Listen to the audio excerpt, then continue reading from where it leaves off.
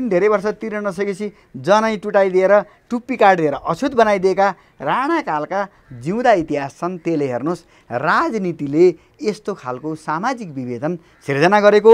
हाम्रो देशमा प्रधानमन्त्री राष्ट्रपति छन्, यी इन्द्र हुन्। ब्रह्मको अर्थ बाहुन होइन है, बाहुन भनेकै जान्ने भनेको। मान्छेले मर्यो भन्छन् नि, हो रुनु भनेको चाहिँ के भन्दाखेरि रुद्र हो। बाहुन क्षेत्री वैश्य शूद्र सबैका लागि हो भनेको छ। भनेपछि शूद्रले पढ्नुहुन्न भन्ने कहाँ छ ल भन्नुहोस्। बाहुन क्षेत्रीसँग त केही पनि छैन, फटै छ नि त। ल हेर्नुहोस् यी फटाहरूले 17 वर्ष गुरुकुलमा बस्ने हो। अहिले हामीले नर्सरीदेखि मास्टर्समा पढ्दा कति वर्ष हुन्छ? 17 वर्ष हुन्छ। ल हेर्नुहोस् बाइबलले चाहिँ के भन्दाखेरि पृथ्वी चेप्टो भनेकोमा यो बढी जान्ने भएर पृथ्वी गोलो भन्छ भनेर गेलिलियोले माफी मागे। गौतमकी पत्नी ढुङ्गो बनिन्, रामले खुट्टा राखेपछि जिउँदी भइन्। ल हेर्नुहोस् तपाईँ इन्च टेपले नापेर बनाउने हो र रेखिहाल्ने जुन चलन छ यज्ञमा त्यो रेखी पनि ज्योमेट्री हो। जस्तै अमेरिकाको अहिलेको गौरव भनेको नासा। ल हेर्नुहोस् है, संसारमा सबभन्दा धनी भाषा संस्कृत हो र विश्वविद्यालयको ज्ञान क्षेत्र नै त्यो देशको चाहिँ के भन्दाखेरि मेरुदण्ड हो, त्यो देशको गौरव हो। वेदकै अन्तिम अङ्ग मानिने वेदान्त, वेदलाई सामवेद भनिन्छ। सामको अर्थ सङ्गीत हो र त्यसैबाट सारेगम पदनिसा आएको हो। र जर्मनीमा त त्यतिले पुगेन भनेर उनीहरूले 1 दर्जन संस्कृत विश्वविद्यालयहरू खोलेका छन्। दर्शकवृन्द, आजको कार्यक्रममा प्राध्यापक डाक्टर कृष्णचन्द्र शर्मा हुनुहुन्छ। म कृष्णचन्द्र शर्मासँग आज विशेषतः बौद्धिक बहसको प्रयास गर्नेछु र उहाँसँग भएको विद्वता बौद्धिकता तपाईँ सामु प्रस्तुत गर्नेछु। मैले भनिहालेँ वेद आजको कार्यक्रमको मुख्य विषय हो। डाक्टर साहब तपाईँलाई कार्यक्रममा हार्दिक स्वागत छ। सर्वप्रथम अब सम्पूर्ण श्रोताहरूलाई जो हाम्रो यो छलफल बहसमा रुचि राख्नुहुन्छ उहाँहरू सबैलाई म सर्वप्रथम मेरा तर्फबाट नमस्कार गर्छु, अभिवादन गर्छु। र अब यो विषय जो उहाँले उठान गर्नुभएको छ यो अत्यन्त चाहिँ महत्त्वको विषय छ। अब यसलाई हामी क्रमशः बुँदागत रूपमा छलफल बहस गर्नेछौँ।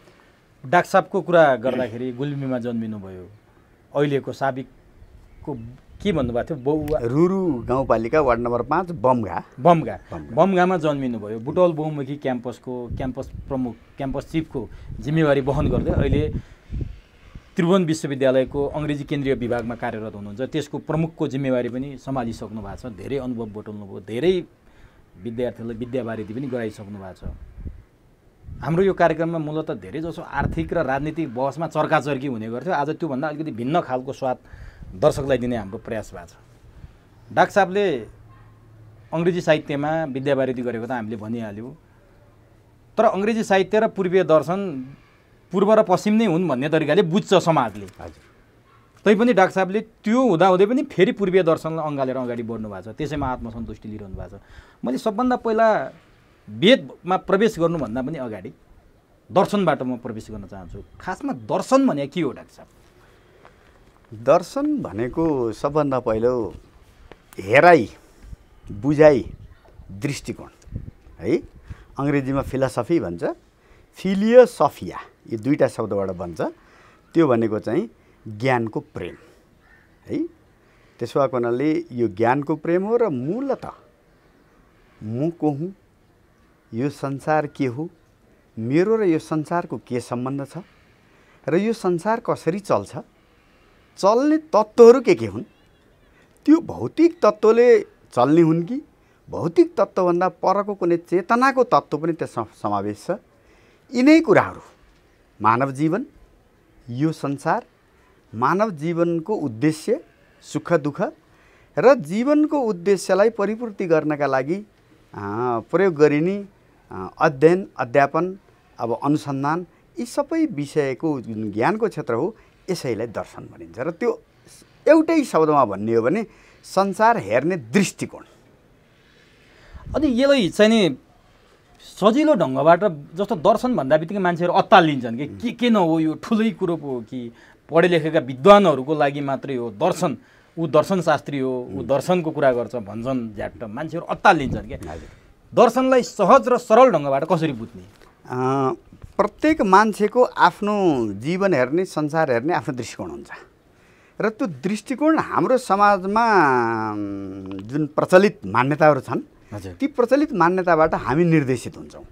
जस्तै हामी हिन्दू समाजमा जन्म्यौँ अथवा बौद्धिस्ट समाजमा जन्म्यौँ भने हाम्रा बाबुआमाका व्यवहारहरू हाम्रा समाजमा चाहिँ के भन्दाखेरि चल्ती चलनका जुन नीति नियमहरू छन्, हाम्रा चाडबाडहरू छन्, हाम्रो चाहिँ खुसी मनाउने तरिकाहरू छन्, त्यसैको माध्यममा हामी हुर्किया हुनाले हामी त्यसबाट परिचित हुन्छौँ भने हामी अर्को समाजमा जाँदा त्यो समाजका मान्छेले अलि हामीभन्दा फरक तरिकाले चाहिँ उनीहरूको हुर्काई, उनीहरूको चाहिँ जीवन बुझ्ने फरक भएको हुनाले विभिन्न समाजका संसार हेर्ने, जीवन हेर्ने, जीवनको खुसीलाई प्राप्त गर्ने माध्यमहरू फरक फरक हुन्छन्। त्यसबाट चाहिँ संस्कृतिका भिन्नताहरूले दर्शनको भिन्नतालाई देखाउँछ। जस्तै उदाहरणका लागि अब नेपाल र इन्डियामा हामीलाई खास फरक पर्दैन, किनभने यी दुईटै हिन्दू र बुद्धिस्ट चाहिँ समाज भएका र यहाँको दर्शन पनि, यहाँको चेतना पनि हिन्दू र बौद्ध चाहिँ के भन्दाखेरि चिन्तनबाट प्रभावित भएको हुनाले हामीलाई खास गरिकन नेपाल, भारत, श्रीलङ्कामा जाँदा विदेशमा खास गए जस्तो लाग्दैन।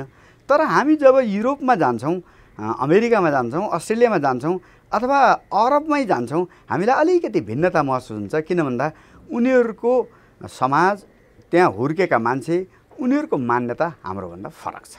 त्यसो भएको हुनाले दर्शनलाई सजिलो गरी बुझ्दा प्रत्येक मान्छेको आफू हेर्ने, समाज हेर्ने, संसार हेर्ने दृष्टिकोण हो र त्यो दृष्टिकोण समाजले निर्माण गर्छ, संस्कृतिले निर्माण गर्छ र हाम्रा पिता पुर्खादेखि चल्दै आएका मान्यताले निर्माण गर्छ। यसले मानव जीवनमा चाहिँ कस्तो अर्थ राख्छ, कस्तो सम्बन्ध राख्छ? दर्शन र मानव जीवनको सम्बन्ध के छ?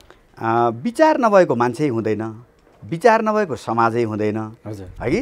त्यसो भएको हुनाले प्रत्येक राष्ट्रको अत्यन्त गौरव र महत्त्वको विषय भनेकै उसको चिन्तन प्रणाली हो। जस्तै अमेरिकाको अहिलेको गौरव भनेको नासा, हेर्नुहोस् है।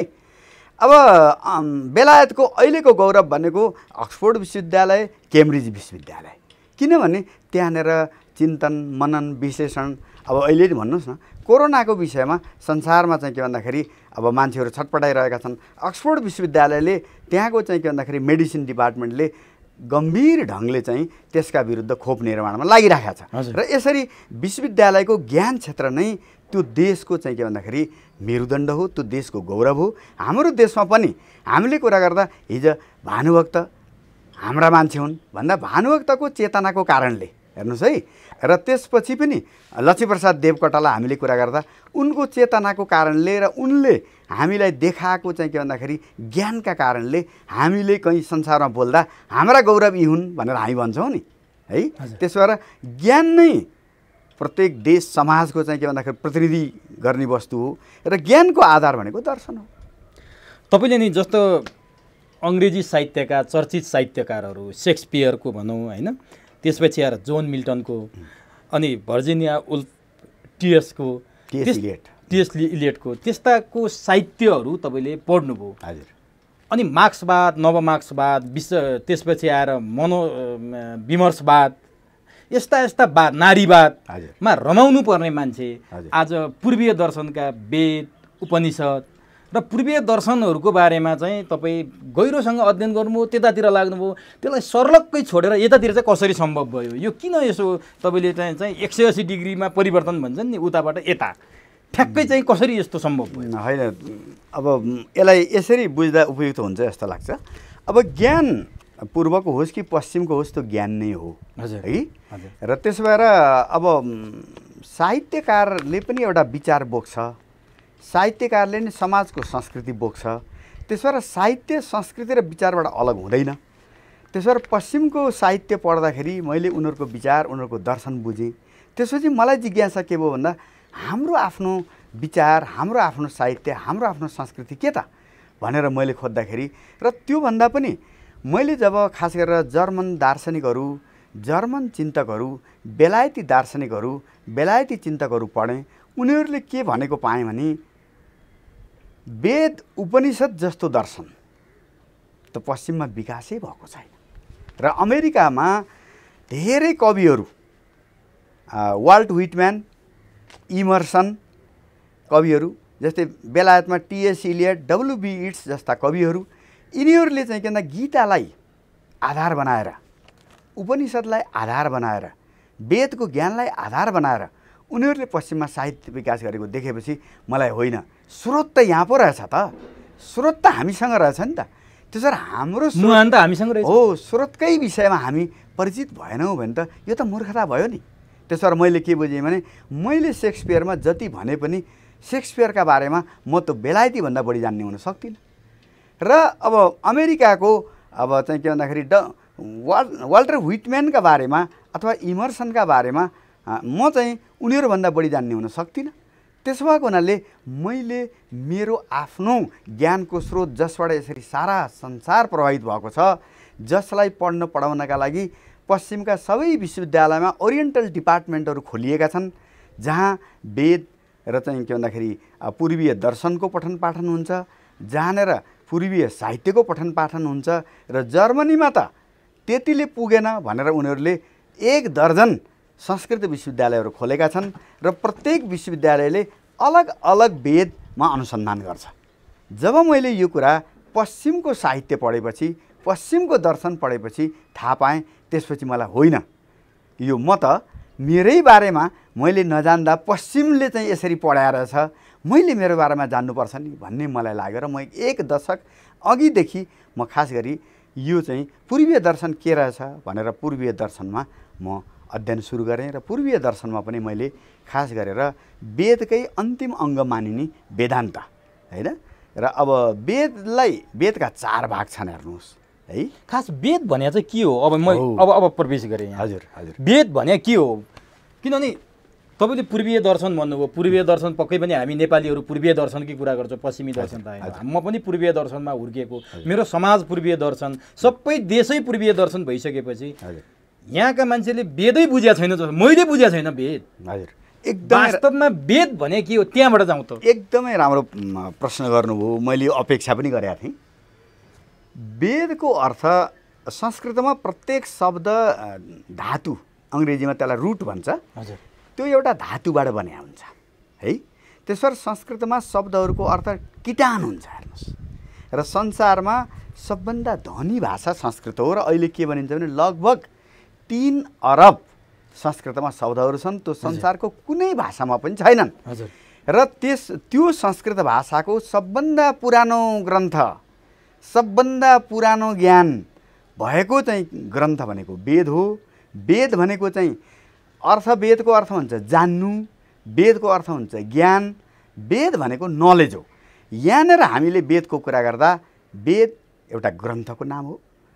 त्यसलाई मैक्स मुलरले के भनेका छन् भने यो संसारको इतिहासको सबभन्दा प्राचीन ग्रन्थ हो, मैक्स मुलरले भनेका छन्। जर्मन वेदका विद्वान रुडोल्फ रोथ भन्ने मान्छेले के भनेका छन् भने हामीले हिन्दूहरूलाई माया लागेर उनीहरूको संस्कृति, उनीहरूको संस्कृतका किताब, वेदका किताब हामी पढ्न आएका होइनौँ।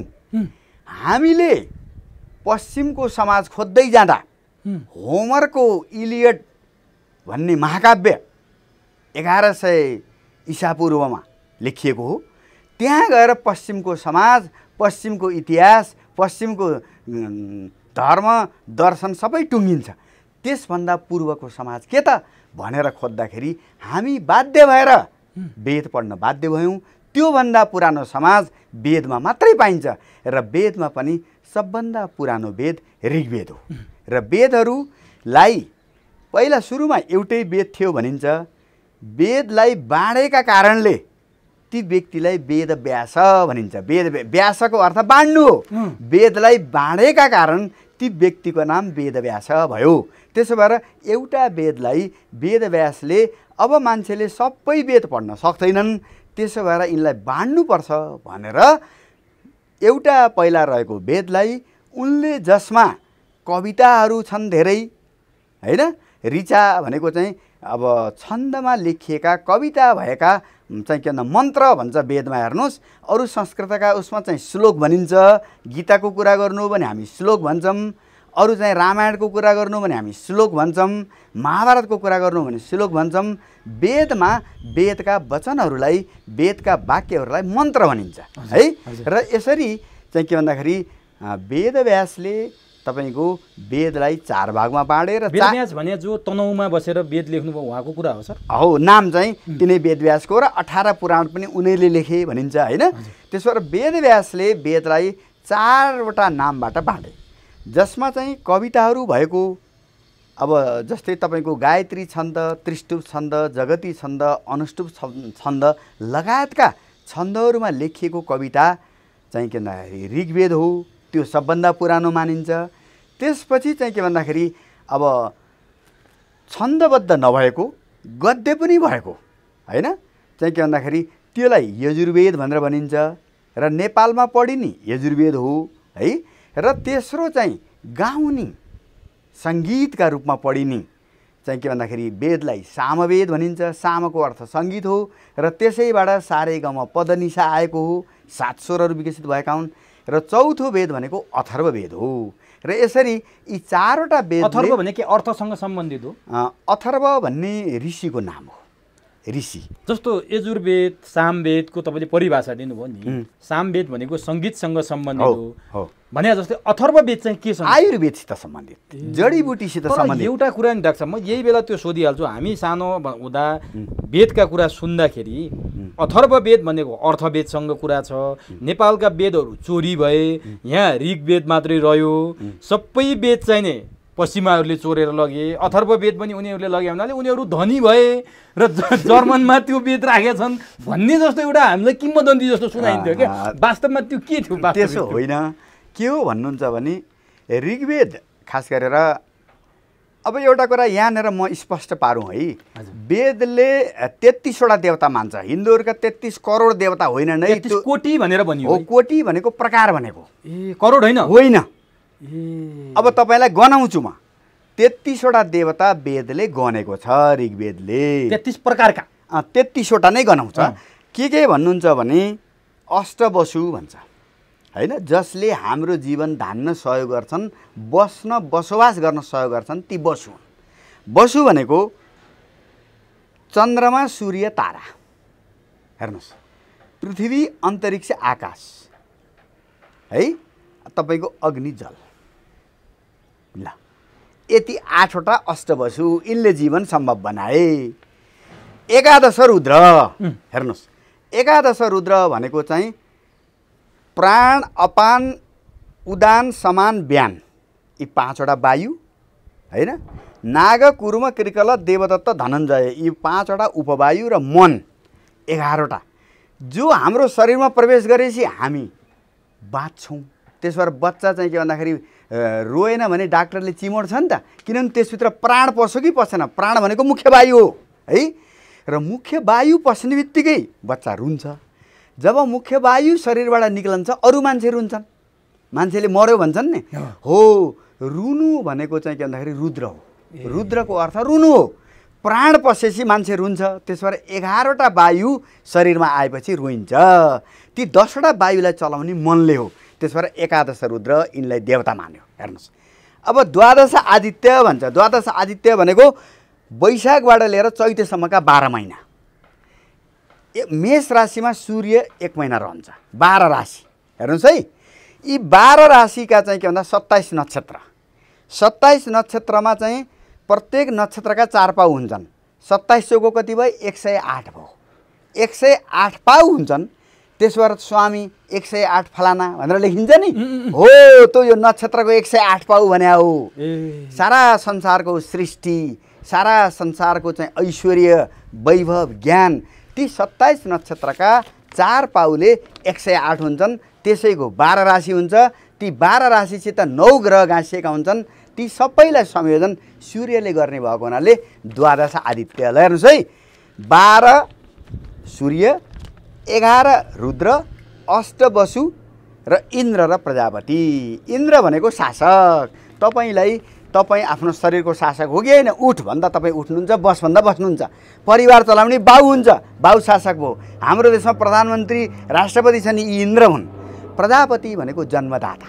हेर्नुहोस्, सबैको जन्मदाता प्रजापति हुन्छ। बाउ हाम्रा प्रजापति हुन् हो। यसरी यी 33वटा देवतालाई वेदले 33 कोटी देवता भनेको छ। र वेदले के भन्छ भने अर्को कुरो, यजुर्वेदको 32 अध्याय सबै मान्छेले पढ्नुपर्छ र त्यसमा के भनेको छ भने म नै चन्द्र हुँ, म नै सूर्य हुँ, म नै वायु हुँ, म नै प्राण हुँ, म नै वसु हुँ, म नै इन्द्र हुँ र म भनेको को हुँ त भन्दा म एक्लै छु। त्यसो भएर वेदले सबैको नियन्ता एउटा हो, त्यसलाई ब्रह्म भनेको छ।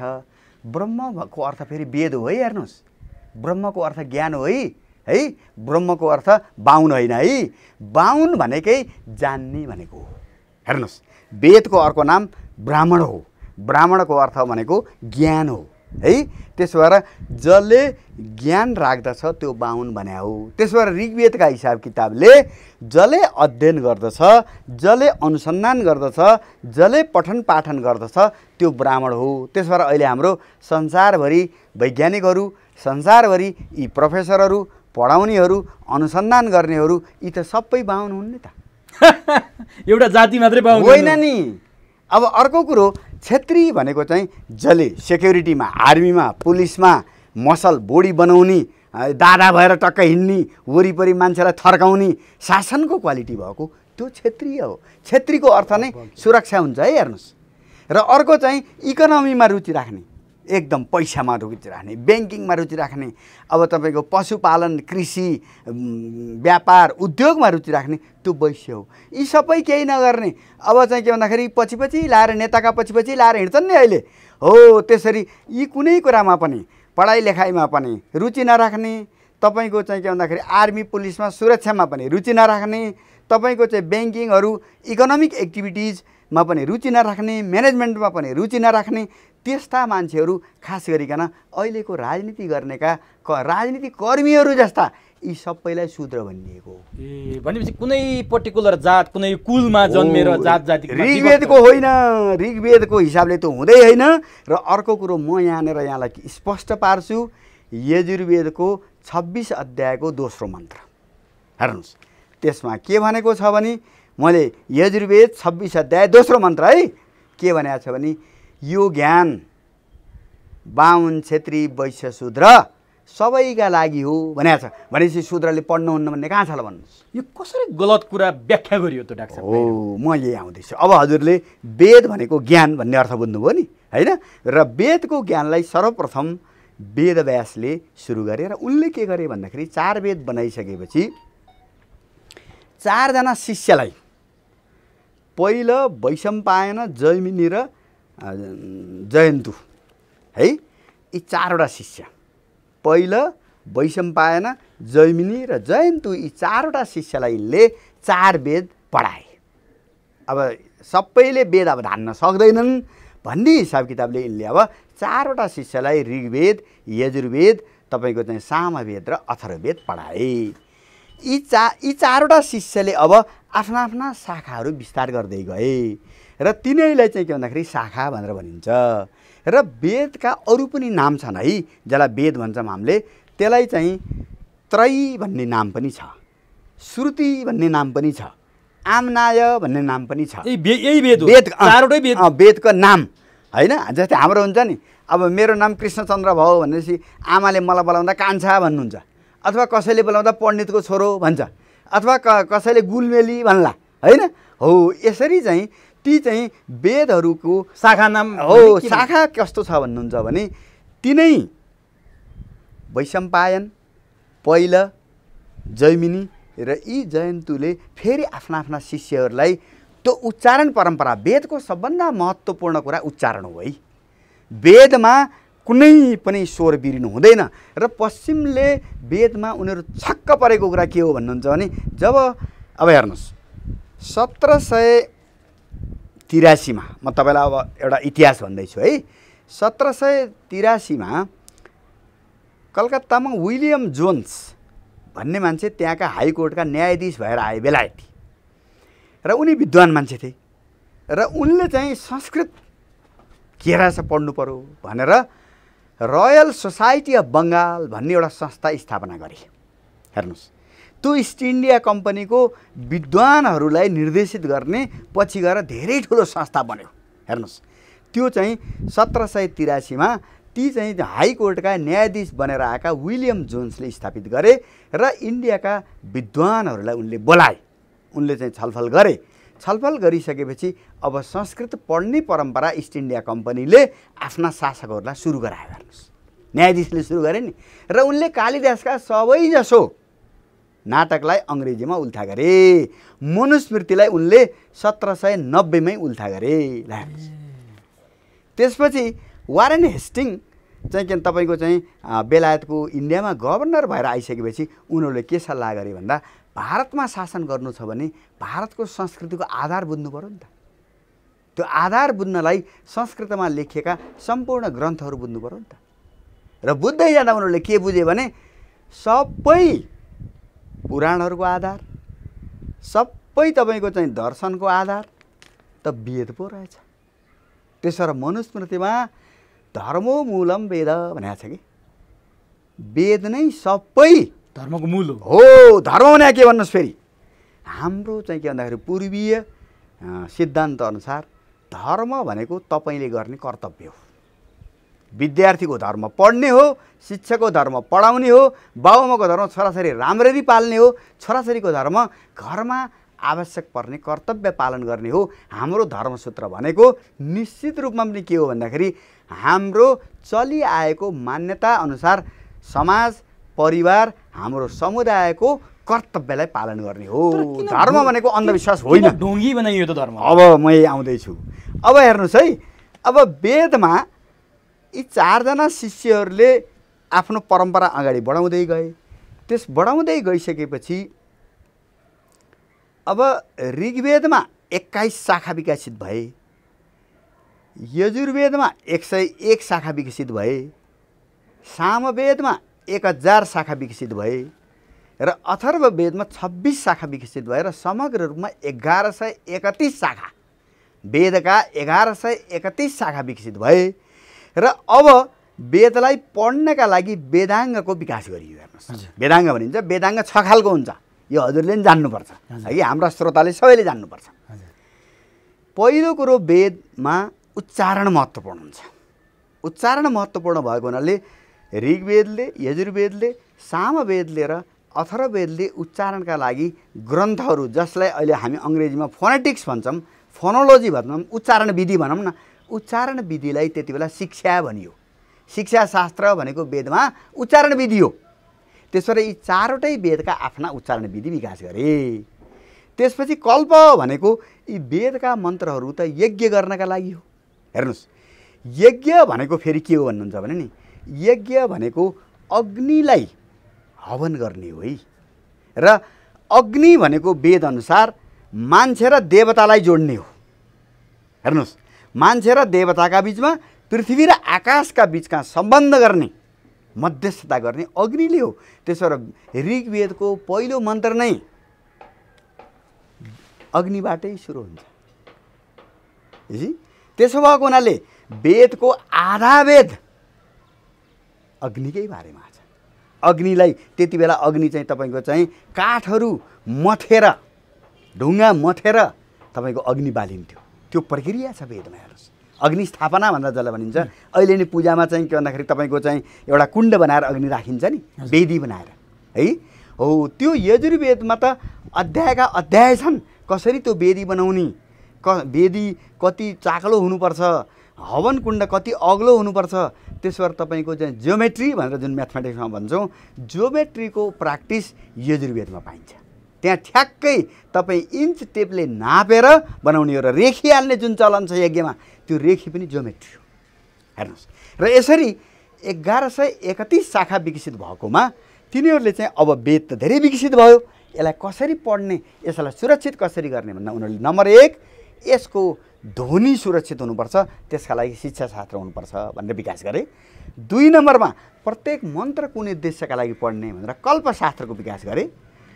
तेस्रोमा चाहिँ के भन्दाखेरि व्याकरण, प्रत्येक संस्कृतको शब्दको निर्माणको प्रक्रिया छ, धातु हुन्छ, प्रत्यय हुन्छ, प्रत्ययको सम्बन्ध के हो भनेर त्यो चाहिँ व्याकरणको विकास भयो। त्यसपछि व्याकरणले व्याख्या गर्न नसकेका शब्दहरूलाई निरुक्त भनेर ती शब्दको पनि जरो व्याख्या गर्ने, इङ्ग्लिसमा इटिमोलोजी भन्छ है। त्यो शब्दको जरो, जस्तै रिलिजन भन्ने शब्द बनाउने कहाँबाट आयो त त्यो शब्द, तपाईँ इङ्ग्लिसमा हेर्नुभयो भने नि इङ्ग्लिसमा इटिमोलोजी भनेर दिन्छ। यो लेटिन भाषाबाट आयो कि ग्रिक भाषाबाट आयो कि फ्रान्सबाट आयो कि हो त्यो हुन्छ। हो त्यसो भएर वेदमा वेदको शब्द कहाँबाट आयो त, कसरी बनाउ त, त्यसलाई चाहिँ निरुक्त भन्छ। त्यसपछि छन्द, वेदमा प्रत्येक चाहिँ मन्त्रका छन्द छन्, त्यो छन्दको ज्ञान हुनुपर्छ। वेद जान्नका लागि छन्द जान्न पर्यो। त्यसपछि 6औं नम्बर ज्योतिष हो। वेदका मन्त्र गायत्री छन्दमा लेखेका मन्त्र बिहान पढ्ने हो। त्यो गायत्री मन्त्र भने एउटा मात्रै होइन, त्यो छन्दको नाम हो। त्यसमा 100औं मन्त्रहरू छन्। 24 अक्षरका मन्त्रहरू गायत्री मन्त्र, त्यसलाई बिहानमा पढ्ने हो। हेर्नुहोस्, र जगती त्रिष्टुप छन्दका मन्त्रहरूलाई दिउँसोमा पढ्ने हो। अरू चाहिँ जगती र अरू मन्त्रहरू साँझमा पढ्ने हो। यसरी चाहिँ ज्योतिषको 2 भाग छ। फेरि संहिता भाग जो म्याथमेटिकल छ, जसमा छाया घडी बनाइन्छ, जसले हिजोका दिनमा तपाईँको चाहिँ के पानीमा उनीहरूले समय निकाल्थे, आकाशको मापन गर्थे, 100 वर्ष पछिको चाहिँ तपाईँको चाहिँ सूर्यग्रहण चन्द्रग्रहण निकाल्थे होइन। त्यो संहिता तपाईँको चाहिँ के सिद्धान्त चाहिँ ज्योतिष हो है त्यो है।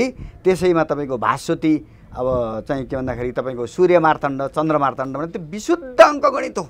त्यो हाम्रा म्याथमेटिसियनहरूले पढ्ने कुरा हो त्यो। र अर्को हाम्रो ज्योतिष भनेर जुन अहिले बजारमा छ, यो फलित ज्योतिष हो। यसले ज्योतिष शास्त्रलाई बदनाम गरेको छ।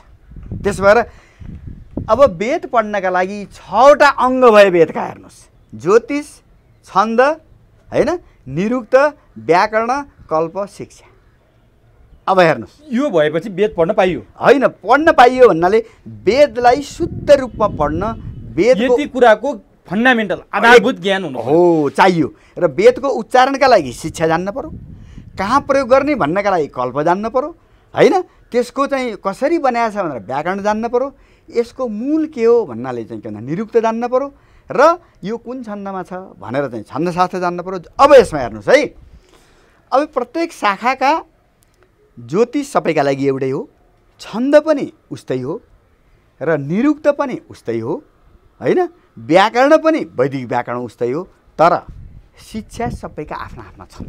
हेर्नुहोस्, एकदमै कविता जस्तो पढ्ने ऋग्वेद हो, पद्यात्मक, एकदम गानाका रूपमा जति पनि तपाईँको चाहिँ शास्त्रीय गान भन्नुहुन्छ सामवेद हो। शास्त्रीय गान त्यही ऋग्वेदका मन्त्रलाई जब गानाका रूपमा सारेगम पदको चाहिँ के भन्दाखेरि शास्त्रीय सङ्गीत अनुसार जब त्यसलाई 7 स्वरमा ढालेर तपाईँको चाहिँ हाम्रा पहिलाका चाहिँ म्युजिसियनहरूले त तपाईँको चाहिँ बाजा बजाउँदा सिसा फुट्थे नि हो। त्यो ध्वनिमा त ताकत छ नि हो।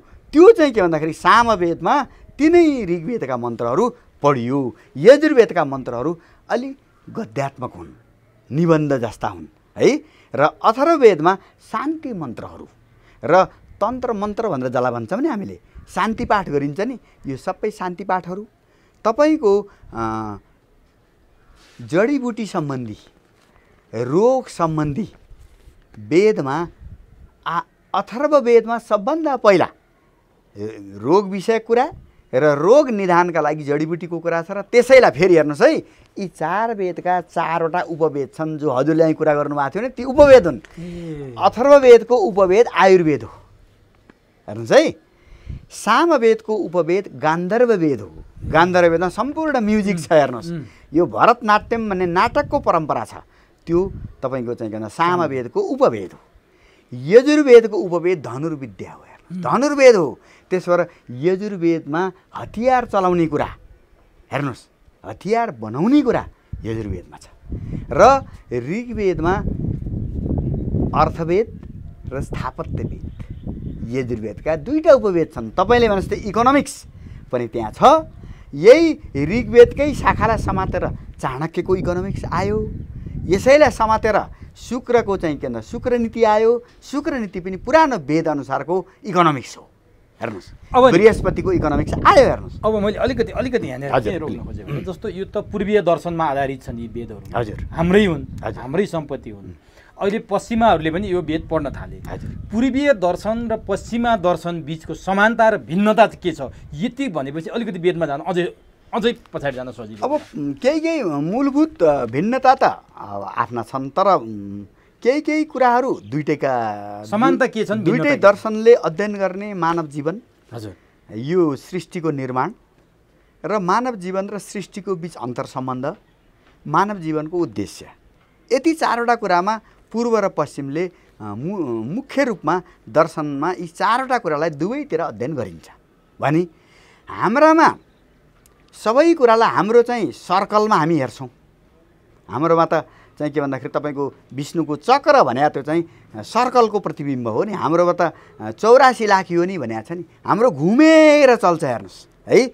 त्यसो भएर साइक्लिक कन्सेप्ट भनेर अहिले जुन साइन्सले कुरा गर्छ नि, अर्थ रोटेसनमा जान्छ, तपाईँको चाहिँ सारा ब्रह्माण्ड ताराहरू रोटेसनमा जान्छन् भन्छ नि, यो त ऋग्वेदले उति बेलै हाम्रो त साइकलमा चल्छ, यो साइक्लिक हो। त्यसो भएर हाम्रो पश्चिमभन्दा फरक के भन्दा बाइबलले पृथ्वी चाहिँ के भन्दाखेरि चेप्टो छ भने हुनाले जब भूगोलवेत्ता ब्रुनोले ग्यालिलियोले जब पृथ्वी गोलो छ भने पश्चिमका चर्चले अब ब्रुनोलाई जिउँदै जलायो, बाइबलले चाहिँ के भन्दाखेरि पृथ्वी चेप्टो भनेकोमा यो बढी जान्ने भएर पृथ्वी गोलो भन्छ भनेर ग्यालिलियोले माफी मागे। ग्यालिलियोले के भने त्यति बेला बाइबलले के मान्छ भने एउटा परमेश्वर हुन्छ, एउटा परमेश्वरको शक्ति शत्रु शैतान हुन्छ। त्यो शैतान मेरो दिमागमा आयो। हाम्रो दिमागमा क्रिस्चियनिटी अनुसार एकातिर परमेश्वर छ, अर्कातिर शैतान छ। त्यसो भएर मस्तिष्कमा जहिले दुईवटा खेल हुन्छन् क्रिस्चियनिटीको हिसाबले होइन। त्यो शैतानले मलाई प्रभावित पारेको हुनाले म ग्यालिलियोले त्यति बेला प्रभुले बाइबलमा भनेको कुरा बिर्सेर मैले चाहिँ पृथ्वी गोलो छ भने हजुर माफी पाऊँ भनेर ग्यालिलियोले भनेपछि त्यसलाई अङ्ग्रेजीमा रिक्यान्टेसन भन्छ। रिक्यान्टेसन भनेको क्षमा प्रार्थना गरेपछि बल्ल छोड्यो भने हाम्रो वेदले सबै कुरा चक्रवत छ, हाम्रो जीवन पनि चक्रवत छ, घुमिराख्छ। हामी कहिले ढुङ्गामुढा हुन्छौँ, कहिले तपाईँको चाहिँ हेर्नुहोस् अहिल्या गौतमकी पत्नी ढुङ्गो बनिन्, रामले खुट्टा राखेपछि जिउँदी बनिन् हेर्नुहोस्। र विष्णुका पार्षदहरू जय विजय अहङ्कारले गर्दा चाहिँ दुईवटा चाहिँ रुख बने। जब चाहिँ के भन्दाखेरि यशोदा मैयाले कृष्णलाई मुख खोला त, तिमी साह्रै बदमास भयो, तिमीले माटो खान थाल्यौ भनेपछि उनले टक्क मुख खोल्दाखेरि त त्यहाँभित्र सारा संसार देखेपछि उनी आत्तिन् होइन, आमा आत्तिन् भनेर उनले चाहिँ के भन्दाखेरि त्यो उनलाई बाँधेकी थिइन्। त्यति बेला साह्रै बदमास भयो छोरो भनेर दुईवटा रुखमा जुम्ल्या रुखमा बाँधेकी थिइन्। ती रुखलाई नै उनले लतारे अलि पर पुर्याउँदा दुईटै रुख लडेर दुईवटा मान्छेका रूपमा त्यहाँ उत्पत्ति भए। तिनीहरूले भने प्रभु हाम्रो कल्याण गर्नुभयो, हामी त चाहिँ विष्णुका जय विजय हौँ, हामी रुख बनेका थियौँ। ल हेर्नुहोस् हाम्रो शास्त्रले के मान्छ भने हामी त ढुङ्गो माटो पनि बन्छौँ, विष्णु पग्लेर गण्डकी बनायो भने होइन त नि, काली गण्डकी शालिग्राम। ल हेर्नुहोस् है, शिवको चाहिँ जटाबाट भागीरथी है गङ्गा आइन्। त्यसो भएर हाम्रो त ढुङ्गा मुढा पनि हाम्रा भाइ बहिनी हुन्, रुख बिरुवा पनि हामी जस्तै हुन्। र पूर्वीय दर्शन र वेदको फेरि सम्बन्ध त होला नि, म त्यही भन्दैछु। अब त्यसपछि चाहिँ यो सबै जीव जगत जन्तु जति छ पूर्वीय दर्शनका हिसाबले अन्तर सम्बन्धित छ। हामी गाँसिया छौँ, त्यो किरो पनि हाम्रै दाजुभाइ हो, त्यो किरोभित्र पनि चेतना छ। त्यसो भएर किरो मैले मार्नु हुँदैन। त्यसो भएर जैनीहरूले मुखमा ब्रस गर्दैनन्, हिँड्दाखेरि जहिले नै मास्क लाएर हिँड्छन्, किरो नमारियोस् भनेर। हेर्नुहोस् है, हाम्रो एउटा भिन्नता चक्रीय संसार, पश्चिमको फ्ल्याट वर्ल्ड एउटा कन्सेप्टको डिफ्रेन्स। अर्को हामीले पुनर्जन्म मान्दछौँ। हामी त मरेपछि 10 दिनपछि हाम्रो चाहिँ यहाँ अड्की रहँदैन। हाम्रो स्वर्ग जाने भए राम्रो काम गरे भए स्वर्ग जान्छ, अर्को जन्ममा जाने भए अर्को जन्ममा जान्छ। त्यसो भएर राम्रो काम गरे रहेछ भने अर्को राम्रो परिवारमा जन्म लिन्छ, गलत काम गरे रहेछ भने रुख बिरुवा किरा, अब तपाईँको चाहिँ के भन्दाखेरि अब भैँमा हिँड्ने किरा, गुहे किरा होइन, विभिन्न चाहिँ के भन्दा किराका रूपमा जान्छ। त्यसो भएर पश्चिमको र हाम्रो मूलभूत दार्शनिक भिन्नता भनेको पुनर्जन्म सम्बन्धी अवधारणा र संसारलाई हेर्ने अब यो फ्ल्याट कन्सेप्ट र सर्कुलर कन्सेप्ट, यी दुईवटा भिन्नता हुन्। अब मानव जीवन के अरे वेद र पूर्वीय दर्शनको सम्बन्ध अब म भन्दैछु। पूर्वीय दर्शनमै आधारित भएर पूर्वका समग्र दर्शनहरू विकसित भएका हुन्, मुख्य कुरा है। त्यसैलाई अब चाहिँ के भन्दाखेरि विभिन्न नामहरू दिइयो। वेदले जसलाई ब्रह्म भनौँ, तत्त्व भनौँ, वेदले के भनौँ भने त्यो ब्रह्मको तत्त्व के हो त भनेर भन्दाखेरि यजुर्वेदको 32 अध्यायको 1 र 2 मन्त्र 32 अध्यायको हैन 31 अध्यायको 1 र 2 मन्त्र। ओमकार भनेकै चाहिँ के भन्दा म हुँ भनेको छ। र पतञ्जलिले योग सूत्रमा तस्यो वाचक प्रणव भनेका छन्। यो योग सूत्रको एउटा सूत्र हो है। तस्यो वाचक प्रणव भनेको के हो भने god's name is Pranav. Pranav भनेको ओमकार। त्यसो भएर वेदले के भन्यो भाइ, अर्को एउटा 32कै एउटा मन्त्रमा के भनेको छ भने न तस्य प्रतिमा अस्ति यस्य महत भनेको छ है। यो वेदकै मन्त्र हो 32 को 1 नम्बरमा। त्यस भनेको के हो भन्दाखेरि जसको यति ठुलो महत्ता छ है, त्यो महान ब्रह्म, त्यो सबैलाई नियन्त्रण गर्ने सूर्य चन्द्र तारा सबैलाई, पृथ्वी, तपाईँको चाहिँ के भन्दाखेरि अग्नि, अब तपाईँको चाहिँ के भन्दाखेरि यो समुद्र जलका स्रोतहरू सबैलाई नियन्त्रण गर्ने त्यो म हुँ र त्यो म ओमकार हुँ। हेर्नुहोस् है। अब त्यसो भएको हुनाले 32 अध्यायमा यी सबै विभिन्न रूप मेरा हुन्, अन्तिममा म एउटै हुँ। 33 वटा मेरा यी रूप छन् काम गर्नका लागि, संसार धान्नका लागि। सूर्यका रूपमा, वायुका रूपमा, अग्निका रूपमा, पृथ्वीका रूपमा म आएको छु। 33 तरिकाले आएको छु, 33 किसिमले आएको छु, कोटी भने किसिम। तर मूलत म एउटै हुँ, म ज्योति रूप हुँ भनेको छ। हेर्नुहोस्, म ज्योति हुँ भनेको छ। ल भन्नुहोस्, बाइबलमा पनि के हुन्छ भने मोजेसले माउन्ट अफ सिनाईमा देखेको ईश्वर भनेको त ज्योतिको मुस्लो हो नि त। भनेपछि वेदले भनेको ज्योति रूप, र ज्योति रूप म 2 रूपले प्रकट हुन्छु भनेको छ नै। फेरि यहाँ पनि आकाशमा म सूर्य चन्द्रका रूपमा प्रकट भएको छु, पृथ्वीमा म अग्निका रूपमा प्रकट भएको छु, र म नै फेरि देवतालाई मान्छेलाई जोड्ने मिडियम पनि म नै हुँ। त्यसो भएर देवतालाई हामीले जुन हवन गरिन्छ त्यो हवन धुवाँ हुन्छ, र त्यो धुवाँबाट बादल हुन्छ, र त्यो बादल वृष्टि भएर तल झर्छ, र वृष्टिपछि चाहिँ के भन्दाखेरि अन्न जन्मिन्छ, र अन्न मान्छेले खाएपछि त्यो पञ्चतत्त्वको रूपमा मान्छेको शरीरमा चाहिँ रगत बन्छ, तपाईँको मासु बन्छ, हड्डी बन्छ, र अन्तिममा वीर्य बन्छ। यसैलाई अष्टधातु भनिन्छ। र यसरी यो अष्टधातु बन्ने क्रममा यज्ञको मुख्य योगदान छ। किनभने यज्ञमा गरिएको हवनले, त्यो चाहिँ के भन्दा जौले, तपाईँको चाहिँ घिउले वरिपरिका किराहरू मर्छन्, र त्यसपछि त्यो वायु शुद्ध हुन्छ, र त्यो चाहिँ माथि गएको धुवाँले तपाईँको चाहिँ बादल बन्छ, र बादल फेरि वृष्टि हुन्छ। र यसरी मान्छे र यज्ञको बिचमा सम्बन्ध छ। र यज्ञ भनेकै म हुँ भनेर फेरि ब्रह्मले के भन्यो, म यज्ञकै रूपमा आएको छु, यज्ञ मार्फतै म संसारलाई धानेको छु। त्यसो मलाई बुझ्नलाई ओमकार बुझ भनेपछि यसको मानव जीवनसँगको सम्बन्ध यही हो, अन्तर सम्बन्ध यो हो। र यिनै कुरालाई व्याख्या गर्नका लागि समग्र षड्दर्शन, समग्र 18 पुराण, समग्र रामायण महाभारत, समग्र चाहिँ गीता, अब उपनिषदहरू र तपाईँको चाहिँ के भन्दाखेरि ब्रह्मसूत्र लेखियो। अब हजुरलाई एउटा कुरो अर्को भन्छु, वैदिक साहित्य भनौँ, वैदिक साहित्यको विकासको 4 चरण छ। सबभन्दा पहिला मन्त्रहरू आए, मन्त्रहरूलाई जम्मा गरियो, त्यसलाई संहिता भन्छ हैन। संहिता भनेको कलेक्सन हो है, सङ्कलन हो है, एन्थोलोजी भनौँ इङ्ग्लिसमा, कलेक्सन भनौँ, त्यो चाहिँ सङ्ग्रह हो। त्यसो भएर ऋग संहिता भनेको ऋग्वेदका मन्त्रहरूको सङ्कलन, यजुर संहिता भनौँ नि यजुर्वेदका मन्त्रको सङ्कलन। त्यसो भएर 4 वटा त मन्त्रको सङ्कलन भयो, ऋग संहिता, यजुर संहिता, साम संहिता र तपाईँको चाहिँ के भन्दाखेरि अथर्ववेद संहिता भयो। र यी संहितालाई फेरि व्याख्या गरिएको छ, त्यसलाई ब्राह्मण ग्रन्थ भन्छ। ब्राह्मण ग्रन्थ फेरि तपाईँको चाहिँ निबन्धात्मक छन्, तपाईँको त्यो चाहिँ प्रोजमा छन् है। त्यसो भएर वेदको पहिलो व्याख्या ती ब्राह्मण ग्रन्थ भन्नेले गरेका छन्। ब्राह्मण ग्रन्थ भनेको बाहुनले लेखेर होइन है, वेदको अर्को नाम ब्राह्मण हो। वेदका बारेमा लेखिएको हुनाले त्यसलाई ब्राह्मण ग्रन्थ भनिएको। फेरि त्यसपछि हाम्रो उसले के भनिन्थ्यो भने 50 वर्ष पुगेपछि छोरालाई घर गृहस्थी दिनुपर्छ, छोरा बुहारीलाई, त्यसपछि आफूले समाजसेवा गर्नुपर्छ, र त्यसैलाई चाहिँ के भन्दाखेरि वानप्रस्थ आश्रम भनिन्थ्यो। वानप्रस्थ आश्रममा गएर वास्तवमा सोसल वर्क गर्ने हो, र त्यति बेला ज्ञान गुण दिने हो, र त्यति बेला विकास गरिएको ग्रन्थ भनेको आरण्यक। अरण्य भनेको जङ्गल। त्यति बेला जङ्गलमा जाने, गुरुकुल चलाउने। वेदको शिक्षा प्रणाली भनेको गुरुकुल हो है, जुन गुरुकुल भन्छौँ त्यो वेदमा शिक्षकले कसरी पढाउने, विद्यार्थीले कसरी गुरुकुल त भयो, धार्मिक पीठहरूमा बसेर वेद पढ्ने चलन हामीले अहिले देखिरहेछौँ क्या। धेरै ठाउँमा जहाँ धार्मिक पीठहरू छन्, धर्मका मन्दिरहरू छन्, त्यहाँ बसेर पढ्ने प्रचलन बनाइसकेपछि यसलाई अलिकति सङ्कुचित बनाइयो कि भन्नेहरू पनि छन्। यहाँको बहुतै सान्दर्भिक प्रश्न छ।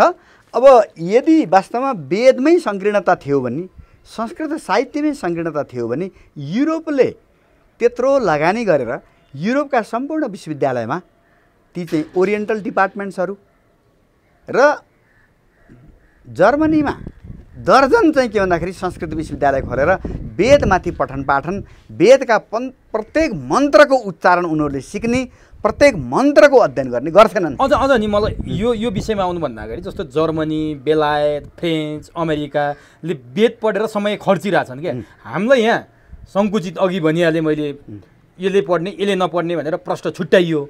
त्यहाँ चाहिँ तिनीहरूले अझै समय खर्चेर वेद पढ्नेमा चाहिँ आफ्नो समय व्यतीत गरिरहेछन्। यो तपाईँले ठ्याक्कै भन्दै हुनुहुन्थ्यो, यसलाई अझै प्रश्न म यसलाई स्पष्ट पार्छु। वेदका 4 त मैले हजुरलाई भने, संहिता, ब्राह्मण, आरण्यक र उपनिषद। हेर्नुहोस् है, वेदमा 1 लाख मन्त्रहरू छन्। 1 लाख मन्त्रमध्ये 80,000 मन्त्र यज्ञसित सम्बन्धित छन्, 16,000 मन्त्र उपासनासित सम्बन्धित छन्। उपासना भनेको प्रार्थना पूजा हो है। हामीले जुन तरिकाले प्रार्थना र पूजा गरिन्छ त्यसलाई उपासना भनिन्छ। र 4,000 मन्त्र जो पछि गएर पूर्वीय दर्शनका आधार बने, ती 4,000 वेदका ज्ञान चाहिँ मन्त्रहरू हुन्। ती 4,000 वेदका मन्त्रहरूका आधारमा रहेर समग्र पूर्वीय दर्शनको विकास भएको हो। र ती समग्र पूर्वीय दर्शनलाई हामीले भन्दा साङ्ख्य दर्शन, योग दर्शन, वैशेषिक दर्शन, न्याय दर्शन, मीमांसा दर्शन र वेदान्त दर्शन भनेर 6वटा भन्छौँ। र 6वटालाई हामीले 3 ग्रुपमा बाँड्छौँ। फेरि साङ्ख्य र योगको एउटा ग्रुप, वैशेषिक र न्यायको एउटा ग्रुप, मीमांसा र वेदान्तको एउटा ग्रुप। यसरी षट दर्शन पनि भनिन्छ। षट भनेको संस्कृतमा 6, यसरी 6 यिनी छन्। वेदलाई हामी मान्दैनौँ, गुरु परम्परालाई मान्छौँ भन्ने फेरि 3टा छन्, बुद्धिस्ट दर्शन, जैनी दर्शन र चारवाक दर्शन अथवा जसलाई चाहिँ बृहस्पति दर्शन पनि भन्छ। ती गर्दा पूर्वीय दर्शन 9वटा छन्।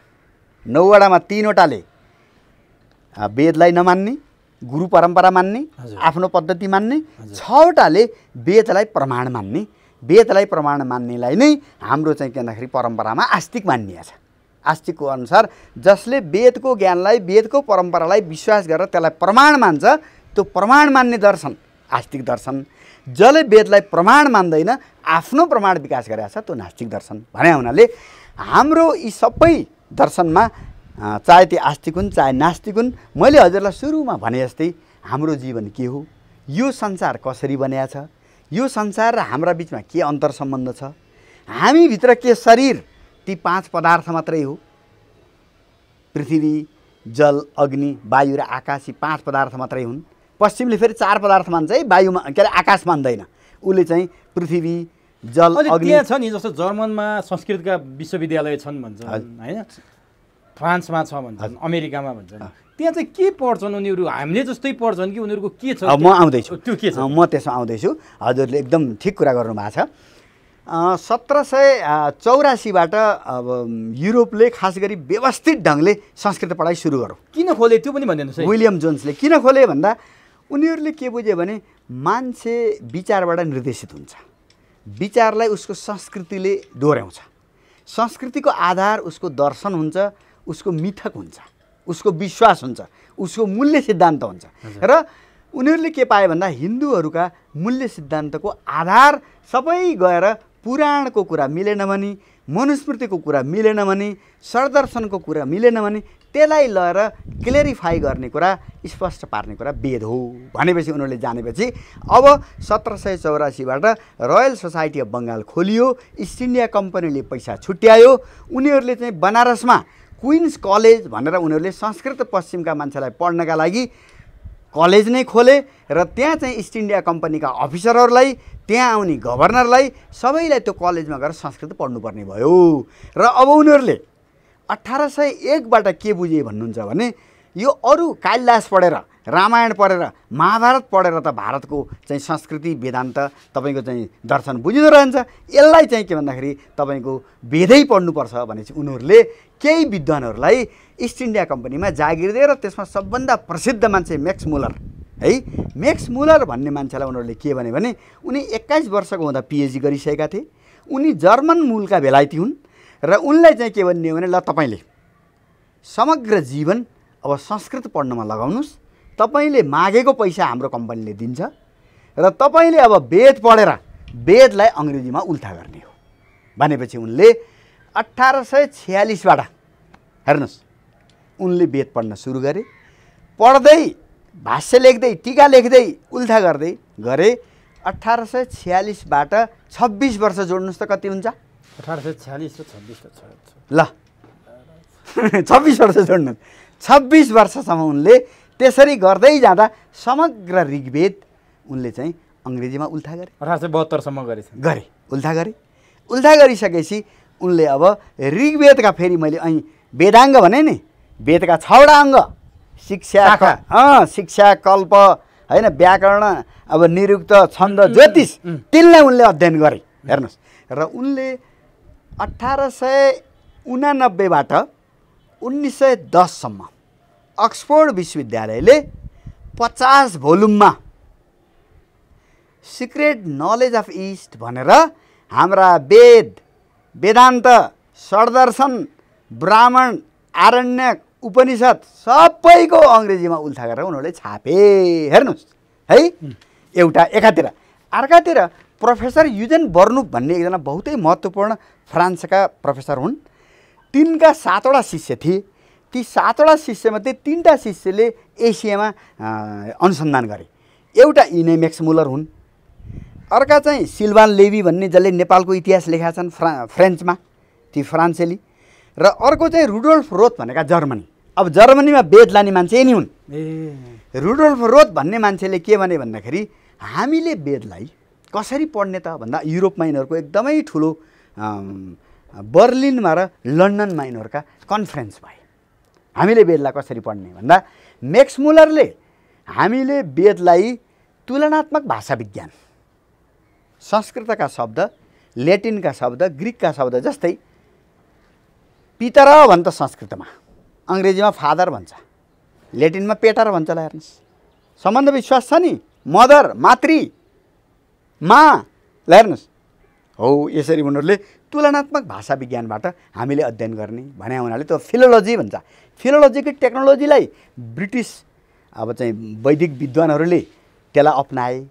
यतातिर रुडोल्फ रोथले र यिनीहरूले वैदिक यो चाहिँ मैक्स मुलर ग्रुपले के गर्यो भन्दाखेरि भारतको वेदलाई सबभन्दा समग्र रूपमा व्याख्या गरेका भारतीय विद्वान आचार्य सायण भन्ने मान्छेलाई मानिन्छ। आचार्य सायणले ऋग्वेद, यजुर्वेद, सामवेद र चाहिँ अथर्ववेदलाई सबै वेदलाई उनले व्याख्या गरेका छन्। हेर्नुहोस् है। र वेदाङ्गका लागि पनि व्याख्या गरेका छन्। ब्राह्मण आरण्यक उपनिषद पनि व्याख्या गरेका छन्। सायद संसारमा त्यति धेरै वेदको व्याख्या कसैले पनि गरेका छैन।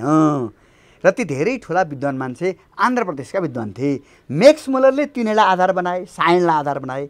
रुडोल्फ रोथले के भन्यो भने होइन, भारतीयहरूले वेदको व्याख्या आफ्नो बुझाइका हिसाबले गरे, यज्ञलाई प्रधान मानेर गरे, यज्ञका आधारमा गरे, हामी त्यसलाई मान्दैनौँ। हामीले ऋषिहरूले जसले मन्त्र बनाए, मन्त्र द्रष्टा र भन्छ है ऋषिलाई, मन्त्रकर्ता र भन्दैन। जस्तै कविता लेखेको भनिन्छ नि, मन्त्र लेखेको भनिँदैन, मन्त्र देखेको भनिन्छ। त्यो त ध्यानबाट भएको ज्ञान हो। जीवनभरि भोगेर जुन ज्ञान हुन्छ नि त्यो द्रष्ट ज्ञान हो, देखिएको ज्ञान हो, अनुभूत ज्ञान हो। मैले किताब पढेर जुन ज्ञान हुन्छ नि त्यो चाहिँ के भन्दा पठित ज्ञान हो। त्यसो भएर कविता पठित हुन्छ, मन्त्र चाहिँ के भन्दा अनुभूत हुन्छ। त्यसो भएको हुनाले जर्मनले के भने होइन, यो भारतीय विद्वानहरूले वेदलाई कसरी व्याख्या गरे भन्ने कुरालाई हामी आधार बनाउँदैनौँ। हामी ऐतिहासिक भाषा विज्ञानलाई, हिस्टोरिकल फिलोलोजी, त्यसलाई चाहिँ हामी चाहिँ आधार बनाउँछौँ भनेर उनीहरूले सबभन्दा पहिला काम के गरे भने यिनीहरूले पनि एउटा ठुलो ग्रुप बनाए। त्यो 1845तिरबाट, किनभने यिनीहरू त समकालिक हुन् नि, मैक्स मुलर र रुडोल्फ रोथ, सिल्वा लेवी समकालिक हुन्। प्रोफेसर युजेन बर्नुपका यी शिष्य हुन्। यी सबै चाहिँ पेरिसमा हुर्केका पूर्वलाई अध्ययन गर्नुपर्छ, वेद नपढी केही बुझिँदैन भनेर बुझेका मान्छे हुन्। त्यसकारण यिनीहरूले सुरु गरे, एकदम सुरु गरेर हामीले हिन्दू छौँ नि हामी, हजुर, हामीले वेदाङ्गलाई हेर्ने हाम्रो दृष्टिकोण र ती पश्चिमा विद्वानहरूले वेदाङ्गलाई हेर्ने दृष्टिकोणमा केही न केही फरक त होला नि। बेसिक फरक छ, बेसिक भिन्नता छ, मूलभूत भिन्नता छ। हामीले वेद मन्त्र पढ्यौँ मात्रै त्यसको अर्थ कसैलाई थाहा भएन। ल हेर्नुहोस्, अर्थै नबुझिकन वेद पढियो। जबकि यजुर्वेदको शतपथ ब्राह्मण भन्ने ग्रन्थले के भनेको छ भने अर्थ नबुझी वेद पढ्नु भनेको सुकेको काठ जस्तै हो भनेको छ। हेर्नु, शतपथ ब्राह्मणमा यो मन्त्रै छ, नबुझिकन वेद पढ्नुको कुनै अर्थ छैन। जबकि हिन्दूले के गरे भन्दा केवल वेदका मन्त्र घोक्ने, वेदका मन्त्रलाई उच्चारण गर्ने र वेदका मन्त्रलाई शुद्ध रूपमा राख्ने मात्रै गरेन, शुद्ध रूपमा उच्चारण पनि सिक्यो। प्रत्येक मन्त्र त्यति बेला हेर्नुहोस् है, उनीहरूले के भनेका छन्, हाम्रो ग्रिक समाज, हाम्रो सबभन्दा प्राचीन दर्शन, प्राचीन राजनीति, प्राचीन गणित, प्राचीन दर्शन ग्रिकसित सम्बन्धित छ। ग्रिकको इतिहास 1100 ईसापूर्वसम्म जान्छ। त्योभन्दा पुरानो इतिहास खोज्नलाई हामी वेदमा जानुपर्छ भनेपछि उनीहरूले के गरे भने वेदमा भनिएका प्रत्येक शब्दको उच्चारणको अर्थ के हो, त्यो ऋषिले त्यहाँ कस्तो समाज देखाएका छन्, कस्तो परिवार देखाएका छन्, कस्ता श्रीमान श्रीमतीको सम्बन्ध छ, बाउआमा र चाहिँ छोराछोरीका बिचको समाज सम्बन्ध कस्तो छ, त्यति बेलाको चाहिँ सामाजिक सम्बन्ध कस्तो रहेछ, राज्य कस्तो रहेछ, गाउँ सहर कस्ता रहेछन्, वेदमा सहरका बारेमा, गाउँका बारेमा के भनिएको छ, घरका गोठका बारेमा के भनिएको छ, वेदमा कस्ता कस्ता पशुहरू रहेछन् हैन। त्यति बेलाको समाज हामीले उनीहरूले कसरी पढे, प्राचीन इतिहास, प्राचीन समाजशास्त्र, प्राचीन मानवशास्त्र, प्राचीन भाषाको इतिहास, प्राचीन मान्छेलाई बुझ्नका लागि हाम्रा पुर्खाले कस्तो बोल्दा रहेछन्, कस्तो बुझ्दा रहेछन्, तिनीहरूको मनोविज्ञान कस्तो रहेछ तिनीहरू। र वेदमा हेर्नुहोस् है, ऋग्वेदमा 10 मण्डल छन्, 10 च्याप्टर छन्, 10 च्याप्टरभित्र धेरै सूक्तहरू छन्। त्यसमा हेर्नुहोस् एउटा पृथ्वी सूक्त भन्ने छ। अहिले हामीले वातावरणको कुरा गर्छौँ नि, ऋग्वेदमै पृथ्वीलाई माता, हामी तपाईँका सन्तान हौँ, हामीलाई रक्षा गर्नुहोस्, हामीलाई सिकाउनुहोस् भनेको छ ऋग्वेदमा। हेर्नुहोस्, वातावरणको कुरा गरेको छ। र विवाह सूक्त छ, विवाह सूक्तमा पति पत्नीले बहुत सुखका साथ दाम्पत्य जीवन याचन गर्नु भनेको छ। र वैदिक युगमा के देखिन्छ भन्दा त्यहाँतिर धेरै महिलाहरू पनि विद्वान छन् है। र वैदिक युगमा महिलालाई त्यो चाहिँ थिएन, कहाँनिर समस्या उत्पन्न भयो भन्नुहुन्छ भने यो कुरा राजा राममोहन रायले 1874 इन्डियामा र स्वामी दयानन्द सरस्वतीले 1875 आर्य समाज स्थापना गर्दा भनेका छन्। वेदका मन्त्रहरू शुद्ध छन्, त्यसमा यो जातिका बिचमा कुनै भेदभाव छैन, यो ज्ञान सबैका लागि हो, पठन सबैका लागि हो, ब्रह्म एउटा हो, ईश्वर एउटा हो, बाहुनका ईश्वर अलग अरूका होइनन्, यो शास्त्र सबैका लागि हो, बाहुनको शास्त्र यो होइन, यो मानवको शास्त्र हो भनेका छन्। र पश्चिमले चाहिँ त्यसरी नै बुझेको हुनाले उनीहरूले यसभित्र के गणित छ भनेर गणितका खोजीका लागि, यसभित्र के विज्ञान छ भनेर साइन्सको खोजीका लागि, यसभित्र के भाषा विज्ञान छ भनेर ल्याङ्ग्वेजका खोजीका लागि, यसभित्र कस्तो समाज छ, मान्छेको व्यवहार कस्तो छ, चिन्तन कस्तो छ, के हाम्रा पुर्खा असभ्य जङ्गली नै थिए त हो, प्रत्येक शब्द बोल्दा कसरी बोलेका छन्, श्रीमतीलाई कसरी सम्बोधन गरेका छन्, छोराछोरीलाई कसरी सम्बोधन गरेका छन्, हो त्यो कुरा खोज्नका लागि, अनुसन्धानका लागि हामी गहिरो तरिकाले गएनौँ, उनीहरू गहिरो तरिकाले। एकदम हामी किन गहिरो तरिकाले हामी सतही भयौँ, त्यसको कारण छ। वेद नै हाम्रो समग्र ज्ञानको स्रोत हो, 4 वेदका मन्त्र नै स्रोत हुन्। त्यसैलाई पहिलो व्याख्या ब्राह्मण ग्रन्थले गर्यो, त्यसैको दार्शनिक कुरा उपनिषदले ल्यायो, त्यसैलाई अझै दार्शनिक रूपमा षड्दर्शनले ल्यायो। र तिनैका एउटा एउटा विचार हेर्नुहोस् है, दर्शन त्यही वेदका एउटा दुईटा विचार गीताले, एउटा दुईटा विचार तपाईँको महाभारतले, र एउटा दुईटा विचार प्रत्येक पुराण र उपपुराणले साहित्यले लिएका हुन्। तर उनीहरूले व्याख्या यसरी गर्दै गए जातका अनुसार, पोलिटिक्स अनुसार। हेर्नुहोस् पछि गएर के भयो भन्नुहुन्छ भने क्षेत्रीहरू शासक भए, उनीहरूले शासन कसरी लम्ब्याउने भन्दाखेरि यो सिप भएको जात जति, हेर्नुहोस् सुनको काम गर्ने, काठको काम गर्ने, तामाको काम गर्ने, फलामको काम गर्ने, ल हेर्नुहोस् है, यी सबै काम गर्ने, कपडाको काम गर्ने, यी तपाईँको चाहिँ दमाई, तपाईँको कामी, यी छालाको काम गर्ने सार्की, यी तपाईँको चाहिँ के भन्दाखेरि कामी, अब तपाईँको अब टोटो भन्छ हाम्रो चाहिँ के भन्दाखेरि अब ताम्राकार, ल हेर्नु सुनको काम गर्ने सुधार, यी सबै चाहिँ के भन्दाखेरि तपाईँको चाहिँ स्किल्ड क्लास भनौँ न, सिप वर्ग, एकदम शिल्पीहरू, सिपयुक्त वर्ग जससँग सिप थियो, स्किल थियो। बाहुन छेत्रीसँग त केही पनि छैन, फटै छ नि त। ल हेर्नुहोस् यी फटाहरूले के गरे त भन्दा यो सिपयुक्त वर्गलाई, जोसँग आर्थिक सिप छ, ब्याङ्किङको कुरा गरेका छ, जसले चाहिँ तपाईँको चाहिँ के भन्दाखेरि अब यो राम्ररी गाई पाल्न जानेको छ, भैँसी पाल्न जानेको छ, गोरु पाल्न जानेको छ, घोडा पाल्न जानेको छ, जसले चाहिँ खेती राम्रो गर्न जानेको छ, यो चाहिँ के भन्दा वैश्य वर्ग र शूद्र वर्गलाई के भने यसलाई नियन्त्रण गर्नुपर्छ र समग्र स्रोत यिनीहरूले कमाउँछन्, हामीले शासन गर्न सक्छौँ भन्ने यिनीहरूको तिगडम पुराणमा आएर देखियो। र सबै पुराणमा गएर हेर्नुहोस्, सबै स्मृति ग्रन्थमा गएर यी क्षेत्री र बाहुनहरूको त्यो चाहिँ के भन्दाखेरि साँठगाँठले वेदले भनेको कुरा उल्टो व्याख्या भयो। योभन्दा अगाडि नि ठिक छ, अझै म कहाँनिर आयो भने जस्तो हाम्रो नेपाली समाजमा यो संस्कृत वाङ्मय छ नि, संस्कृत वाङ्मयलाई सकारात्मक रूपमा ल्याइएन, यसलाई शास्त्र अप्ठ्यारो र अव्यवहारिक जटिलताको रूपमा मात्रै बुझियो। जब पश्चिमाहरूले विश्वविद्यालय नै खोलेर यसको सुरुवात गरे, पढ्ने गहिराइमा पुगेर गरे, भित्रै भावसम्मै पुगेर गरे, हामी जान सकेनौँ। यसलाई किन कठिन रूपमा र समाजमा सकारात्मक रूपमा कहिले पनि ल्याइएन, संस्कृतलाई नकारात्मक रूपमा किन ल्याइयो? यसको एउटा त ऐतिहासिक कारण नै हो। वेदले जे भनेको थियो त्यो कुरो वेद हामीले पढेनौँ, किनभने मूल वेदमा छ यो रहस्य, अपहेलना गरियो के यसलाई। त्यसो भएर वेदलाई हामीले मान्छे मरेका बेलामा चोख्याउनका लागि पढ्ने भइयो। ल हेर्नुहोस् है, पुराण हामीले कथा भनाइ गर्ने गइयो, जुन पुराणले जातीयताको कुरा गर्छ, छुवाछुतको कुरा गर्छ, भेदभावको कुरा गर्छ, र शूद्रले वेद पढ्यो भने कानमा लगाएर चाहिँ के पारा पगालेर हालिदिनु भन्छ।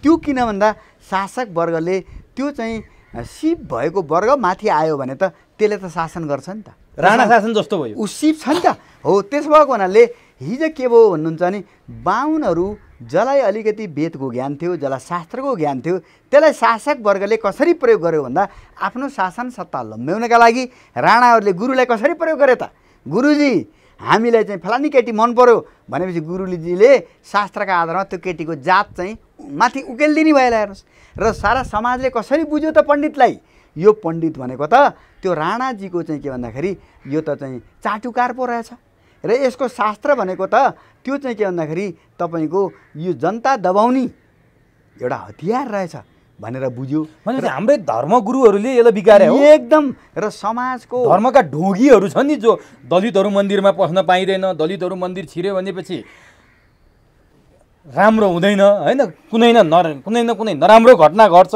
दलितले मन्दिरमा पस्न बन्देज लगाउने, वेद पढ्न बन्देज लगाउने, यी धार्मिक गुरुहरू ढोगीहरूकै कारण आज वेद र संस्कृत भाषा समाजमा बहिष्कृत भयो। ढोङ्गी त नभनौँ, मैले त ढोङ्गी भन्दैन। मलाई के भयो भन्दा उहाँहरूले पनि मूल ग्रन्थ नपढ्या हुनाले उहाँहरू पनि त्यो व्याख्याको पौराणिक व्याख्याको जुन चाहिँ के भन्दाखेरि एक हिसाबले अति व्याख्या, त्यो यति लम्ब्याइयो त्यो कुरालाई वेदमा टेकेर त्यो अति व्याख्यामै मात्रै उहाँहरू सीमित हुनुभयो। उहाँहरूले मनुस्मृति त पढ्नुभयो, तर मैले भने नि वेदको जुन चाहिँ यजुर्वेदको 26 अध्यायको दोस्रो मन्त्र वेद जम्मैले पढ्न हुन्छ भन्ने, यजुर्वेदकै चाहिँ के भन्दाखेरि शुक्ल यजुर्वेदकै तपाईँको 26 अध्यायको दोस्रो मन्त्रमा पढ्नुहुन्छ भन्ने, 32 अध्यायमा यो म एउटै ईश्वर छु, म परमात्मा एउटै छु, यी विभिन्न रूप त मेरा विभिन्न कामका लागि आएका रूप हुन्, त्यसो भएर यी सबैलाई मैले सञ्चालन गरेको हुँ भन्ने चाहिँ कुरालाई उहाँहरूले मूल ग्रन्थमै हाम्रो समाजले हजारौँ वर्षदेखि हेर्नुहोस् है, हाम्रो समाज पछौटे भयो, आर्थिक विकासमा पछाडि पर्यो, र शास्त्रलाई हामीले त्यसरी नसमातेको हुनाले हाम्रो समाजले ती शास्त्रलाई गलत ढङ्गले बुझ्यो, र जसले शास्त्र बुझेका थिए उनीहरूले समाजमा नकारात्मक प्रभाव दिए। र हजुरलाई एउटा कुरा भन्छु, भारतको आन्दोलनमा, बेलायत विरोधी आन्दोलनमा फेरि यी शास्त्र बुझेका मान्छेहरू थिए, राजा राम मनोहर राय जस्ता मान्छे थिए, दयानन्द सरस्वती जस्ता मान्छे थिए, र अरविन्द रोय जस्ता वेद पढेका विद्वानहरू थिए,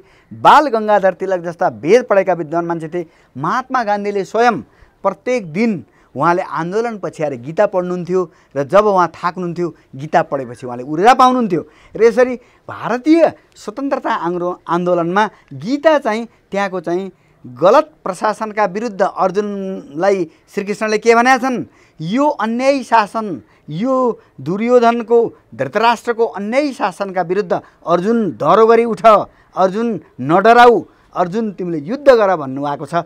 त्यो कुरालाई भारतीय स्वतन्त्रता सङ्ग्राम सेनानीले कृष्णले भनेको कुरा हामीले बेलायतको विरुद्ध हाम्रो चाहिँ के भन्दाखेरि उपनिवेश बनाउनेका विरुद्ध हाम्रा शास्त्रले हामीलाई भनेअनुसार चल्नुपर्छ भने हुनाले त्यहाँ शास्त्र साथमा उभिए, शास्त्र जनताको भयो। हाम्रो यहाँ त गीता कसले पढ्यो भन्दाखेरि शुक्रराज शास्त्रीले पढे, शुक्रराज शास्त्रीका बाउले पढे, उनीहरूलाई झुन्ड्याइयो। किन भन्दा उनले के बुझेका थिए भन्दा ठिक बुझेका थिए, गीताले राणाका विरुद्ध लड भन्ने बुझेका थिए। त्यो बुझ्नेलाई त हाम्रो समाजले र राणाका गुरुहरूले के भने त त्यति बेलाका चाहिँ के भन्दाखेरि पुरोहितहरूले, त्यति बेलाका राणाका गुरुहरूले हाम्रो शुक्र नीति अनुसार त सरकारको विरोध गर्नेलाई त झुन्ड्याउनुपर्छ।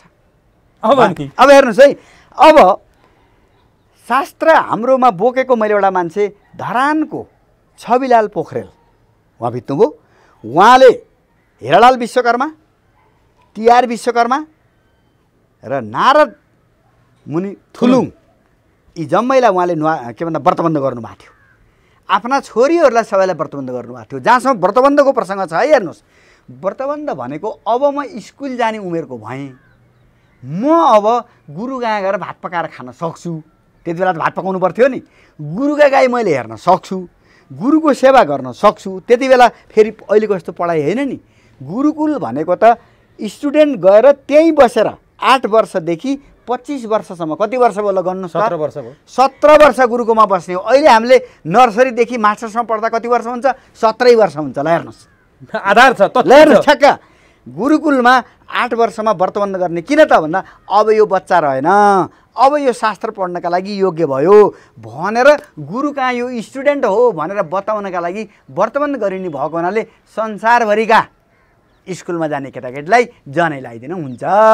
जनै भनेको I am going to school, I can learn, I am no more child भनेको। हेर्नुहोस्, अब नि यही कुरा भनिरहँदा तपाईँले ठ्याक्कै हाम्रा विद्यालय विश्वविद्यालयहरूमा वेदको पाठ्यक्रम राखेर वेद पढाउँदा अथवा वेद पढ्नुपर्छ भनेर इन्करेज गर्दा के हुन्थ्यो?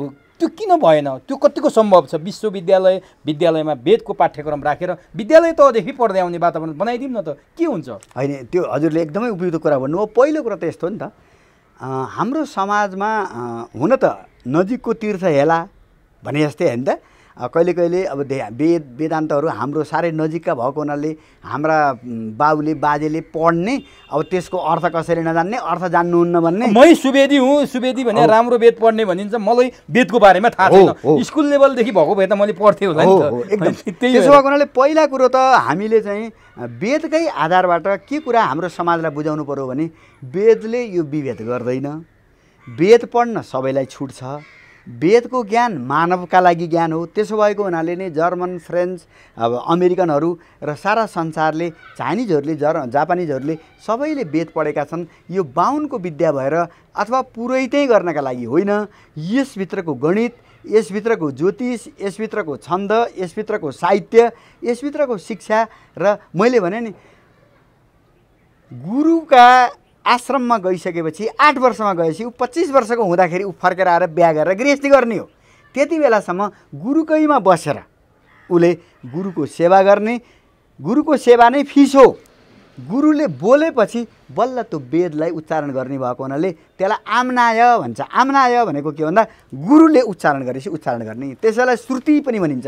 श्रुति भनेको कानले सुनेर एउटा लयमा जान्छ नि वेद, हैन? ठ्याक्कै गुरुले जसरी पढ्नु भएको छ त्यही अनुसार। धेरै वर्षमा त छापा थिएन नि। छापा नभएको बेलामा यी वेदहरू कसरी जोगाइए भन्दा हजुरले भने जस्तै सुवेदी भनेको राम्रो स्वरमा वेद पढ्ने भने हो। त्यस्तै चतुर्वेदी भनेको 4वटै वेद कण्ठ भएको, त्रिवेदी भनेको 3टै वेद कण्ठ भएको, द्विवेदी भनेको 2टै वेद कण्ठ भएको। यसरी कण्ठ गर्ने परम्पराबाट वेदलाई जोगाइयो।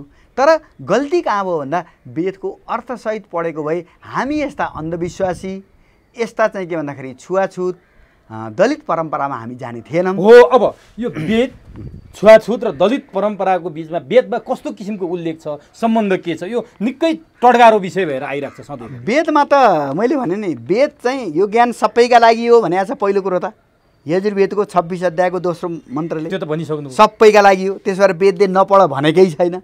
र अर्को कुरो वेदले म विभिन्न देवता त विभिन्न कामका लागि बनाएको छु, म एउटै हुँ, म ज्योति रूप हुँ भनेर भनेको छ।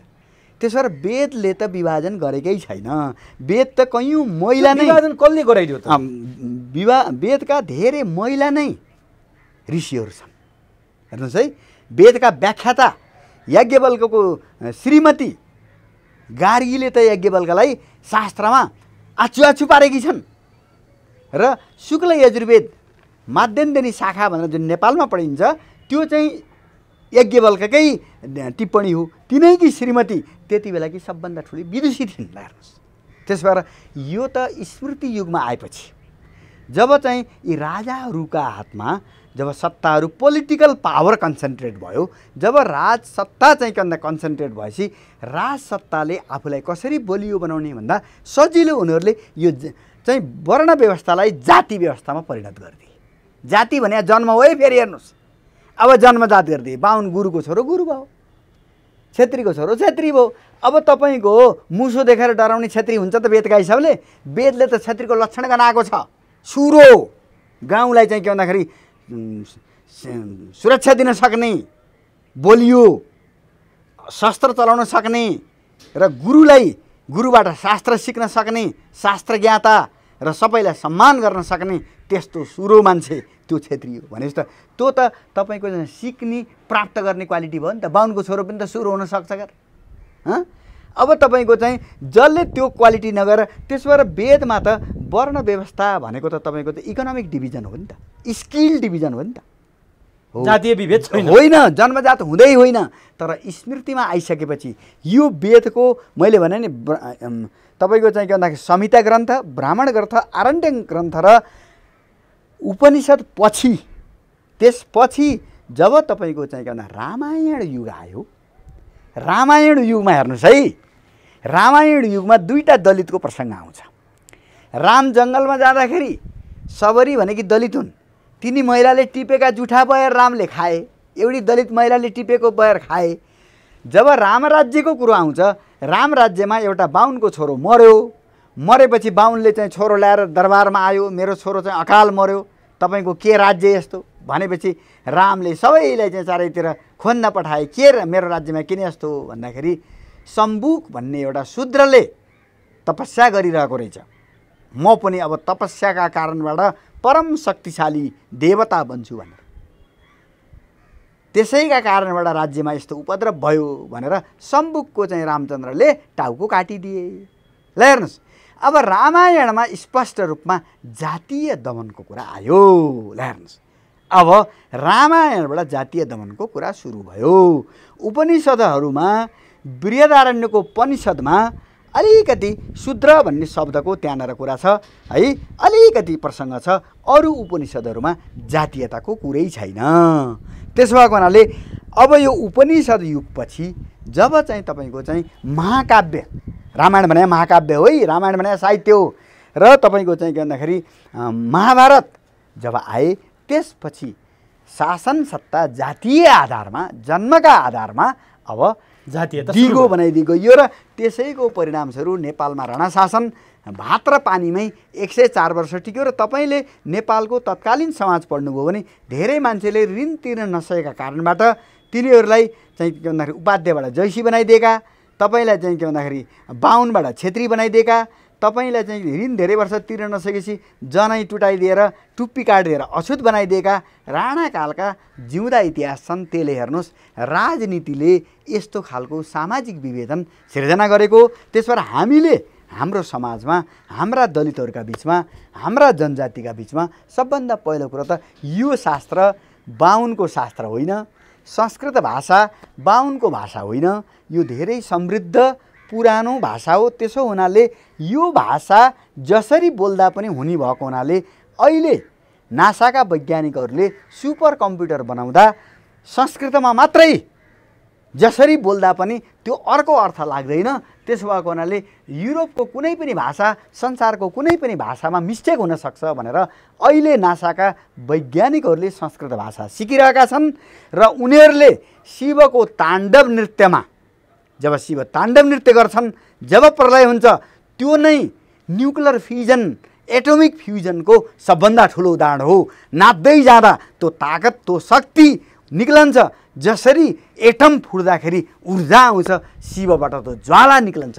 जसरी अब सतीले आफ्नो शरीर कसरी जलाइन् भन्दाखेरि सतीले आफ्नो शरीरबाटै वैश्वानर अग्निलाई उनले प्रज्वलन गरेर शरीर डढो भनिन्छ नि। यसरी अहिले साइन्टिस्टहरू शिवको त्यो नटराजको मूर्तिलाई स्विजरल्यान्डको सबभन्दा ठुलो साइन्स, संसारभरिको सबभन्दा ठुलो साइन्स रिसर्च सेन्टर स्विजरल्यान्डमा छ, त्यसको बाहिरपट्टि शिवको नटराज मूर्ति राखिएको छ। त्यो हामीप्रति आस्था भएर, हिन्दूप्रति आस्था भएर होइन, यो साइन्ससित जोडिएको छ। शिवको डान्स र न्युक्लियर फ्युजन जोडिएको छ। अब जर्मनीले त यसरी वेद पढ्छ नि त, त्यसो भएर उनीहरूलाई वेदका प्रत्येक शब्दको अर्थ छ। ओम भन्ने ध्वनि उनीहरूले माथि आकाशमा जब उनीहरूले रकेट पठाए, रकेट पठाउँदा माथि एउटा ध्वनि आउँछ। त्यो ध्वनि उनीहरूले सुन्दै जाँदा त्यहाँ त ओम भन्ने शब्द आइरहेको छ। अनि सबै कुरा विज्ञानसँग हेर्नुहोस्, हो यसो भएर उनीहरूले के बुझे। र अमेरिकामा अहिले ट्रान्सेन्डेन्टल मेडिटेसन भनेर महर्षि महेश योगीले अमेरिकामा गएर विश्वविद्यालय खोलेका छन् र त्यहाँ कुइरेले वेदलाई फिजिक्ससित गाँसेर वेदका मन्त्र शुद्ध ढङ्गले पढ्ने हो भने जस्तो ऊर्जा तपाईँ चाहनुहुन्छ त्यस्तो ऊर्जा प्राप्त गर्न सक्नुहुन्छ। तर त्यो मन्त्र ठ्याक्क त्यसमा भनेको छ, उठ्ने स्वर, बस्ने स्वर, बिचको स्वर, उदात्त अनुदात्त स्वरित भन्छ त्यसलाई, त्यो ट्याक्कै मिल्नुपर्छ। अब गुरु अभ्यासबाट मात्रै त्यो सम्भव छ। अब हेर्नुहोस्, अमेरिकामा फिजिसिस्टहरूले, भौतिक विज्ञानहरूले मन्त्र पढेर साउन्डमा उनीहरूले रिसर्च गरेका छन् र के पत्ता लाए, त्यो साउन्डले वातावरण सिर्जना गर्छ। मन्त्र 10 जना बाहुनले राम्ररी पढ्ने हो भने त्यहाँ वरिपरिको वातावरण एकदम अर्कै बन्छ। शान्तिपाठ भनेको त्यही हो। तर हामीले त्यति राम्रो कुरा, तपाईँ शान्तिपाठ भनेर त्यो हेर्नुभयो भने त्यसमा के भनेको छ, देउ हौ पृथ्वी शान्ति भन्छ, पृथ्वीलाई शान्ति होस्, आप शान्ति, जललाई शान्ति हो, अन्तरिक्ष शान्ति। यसरी चाहिँ हेर्नुहोस्, सूर्य शान्ति, सबै सारा ब्रह्माण्डमा शान्ति होस्, पशुलाई शान्ति होस् भनेर यस्तो पनि कुरा हामीले त्यो अर्थ नबुझिकन हेर्नुहोस्। अब यो त बाहुनले पढ्ने हो भनेर पढ्छ बिचारा, यति राम्रो कुरा, सारा संसारको कल्याणको कामना गरेका छ। तर रुद्री लाउँदाखेरि, चण्डी लाउँदाखेरि, सत्यनारायण पूजा गर्दाखेरि पढ्छ, के हो कसैलाई थाहा छैन। यसरी हामीले अर्थ नवर्थ गाई गोविन्द भने जस्तो हामीले सुनलाई 100औं वर्षसम्म यो फलाम सम्झेका छौँ। वेद जस्तो, वेद हाम्रो सबै साहित्यको, सबै दर्शनको, सबै कानुनको, इकोनोमिक्सको, पोलिटिक्सको आधार वेद हो। अब नि अब म अन्तिममा छु, म एउटा प्रश्न सोध्छु अनि छुट्याउँदा धेरै लामो पनि भयो। आधुनिक शिक्षामा वेदको महत्त्व किन छ भन्ने चाहिँ तपाईँले यति भनिसकेपछि अबको हामी त आधुनिक शिक्षाको कुरा गर्छौँ, वेदको महत्त्व किन छ र कसरी छ यो भनिदिनुहोस् नि टुङ्ग्यामा। अहिले चाहिँ शिक्षा भनेको व्यापारिक साधन बनेको छ। त्यसले गर्दा हाम्रा शिक्षाका मन्दिरहरू, स्कुल, क्याम्पस, विश्वविद्यालयहरू तपाईँको के छ भन्नुहुन्छ भने न त्यहाँ सिक्ने चाहना छ, न सिकाउने चाहना छ। त्यो त तलब बुझ्नका लागि शिक्षकले गएर निश्चित समयमा आफूले जानेको ओकल्छ र विद्यार्थीले फिस तिरेको हुनाले, भर्ना भएको हुनाले एउटा कापीको पन्नो ल्याएर त्यसलाई गर्छ। र गुरुकुल परम्परामा सबभन्दा पहिलो कुरो त तपाईँले सिक्नका लागि तपाईँसँग सबभन्दा पहिलो कुरो श्रद्धा हुनु पर्यो। सबभन्दा पहिले म सिक्न चाहन्छु भन्ने भावना हुनु पर्यो। त्यो भावना भएको हुनाले हिजो ऋषिहरू जन्मे, महर्षिहरू जन्मे, मनीषी जन्मे, जसको ज्ञान अहिले सारा संसारले एक एक मन्त्र जर्मनीको एउटा पिएचडीका लागि पुगिराखेको छ। ल भन्नुहोस्, हो त्यो मनीषी हामीले जन्माउने हो भने, हामीले त्यो वेदको गरिमालाई पुनर्स्थापित गर्ने हो भने गुरुकुलको गुरु शिष्यको मान्यतालाई हामीले स्थापित गर्नुपर्छ। र हाम्रो परम्पराले त एउटा पिता पुत्रको वंश परम्परा हुन्छ भने अर्को गुरु शिष्यको नाथ परम्परा भन्छ। त्यसलाई नाथ भनेको बोली हो। गुरुले बोलेर सिकाएको ज्ञानको हिसाबले गुरु शिष्य भनेको त बाउ छोरा जस्तै हो, त्यो परम्परा हुन्छ र मरेपछि पिण्ड दिनुपर्छ। गुरुकुलको परम्परामा पिताले जन्म दियो, शरीर दियो र गुरुले बुद्धि विवेक ज्ञान सिप दियो र जीवन सहज बनायो। हो, त्यस भएर शिक्षा जीवनसित गाँसिएको थियो। शिक्षा भोलिको जीवन बाँच्नका लागि साधन थियो, आधार थियो। त्यस बेला गुरुप्रति आजीवन मान्छे ऋणी हुन्थ्यो। अहिले त तलब बुझ्ने गुरुप्रति र गुरु शिष्यप्रति मैले केही सिकाउनु छ भन्ने भाव नभएका गुरुप्रति डिग्रीले त त्यो चाहिँ श्रद्धा आउँदैन, त्यो चाहिँ के भन्दा समर्पण आउँदैन। त्यसो भएको हुनाले हामीले जबसम्म गुरुकुल परम्पराको श्रद्धाको भावना, गुरुको भावना ल्याउन सक्दैनौँ तबसम्म अहिलेको शिक्षा केवल व्यापार हुनेछ। केवल चाहिँ तपाईँले केही किताब कण्ठ पारेको त्यो कम्प्युटर डाटा मात्रै हुनेछ। तपाईँ एउटा चाहिँ के भन्दा धैर्यता भएको, संयम भएको, एउटा चाहिँ आचरण भएको, मर्यादा भएको शिष्य, मर्यादा भएको गुरु हुन सक्नुहुने छैन। र जति बेलासम्म त्यो मर्यादा, आचरण, श्रद्धा र त्यागको भावना पढाउनेमा, पढ्नेमा हामी ल्याउन सक्दैनौँ तबसम्म यो पढाइको कुनै सान्दर्भिकता जीवनका सन्दर्भमा सार म देख्दिनँ। जय होस्। हस् हस्, समय दिनुभयो। आज बिल्कुल फरक खालको बहस गरियो। दर्शकले के कस्तो मन पराउनुहुन्छ यो पक्कै पनि नयाँ छ र यो सुरुदेखि अन्तिमसम्म हेरेपछि केही न केही ज्ञान पाइन्छ। यसको लागि तपाईँलाई हार्दिक धन्यवाद। मलाई पनि यो अवसर दिनुभयो। मैले पनि केही कुरा अब वेदका विषयमा त 1-2 घन्टा बोलेर हुँदैन। यो हप्ता दिनसम्म लगातार कमसेकम हामीले अलिकति अन्तर्क्रिया गर्न पायौँ भने मलाई लाग्छ कि हाम्रा श्रोता नेपाली चाहिँ दाजुभाइ दिदीबहिनी बाबुआमाहरूलाई यो हाम्रो ग्रन्थप्रति हामीले अन्याय उपेक्षा गरेका रहेछौँ। मूल ग्रन्थ वेद हो। वेद चाहिँ 13 दिनमा चोख्याउने ग्रन्थ होइन। वेद प्रत्येक दिन एक मन्त्र पढेर त्यसको अर्थ बुझेर त्यसलाई भाषा विज्ञानका हिसाबले, समाजका हिसाबले, इतिहासका हिसाबले हामीले त्यसलाई बुझेर जीवनलाई समृद्ध बनाउने कुरा हो भन्ने सन्दर्भमा अलिकति पनि हामी अगाडि बढ्न सक्यौँ भने मलाई लाग्छ कि यो समाजका लागि, हाम्रा देशका लागि, हामी आफैका लागि पनि न्याय हुन्छ भन्ने मलाई लाग्छ। हस्, धन्यवाद।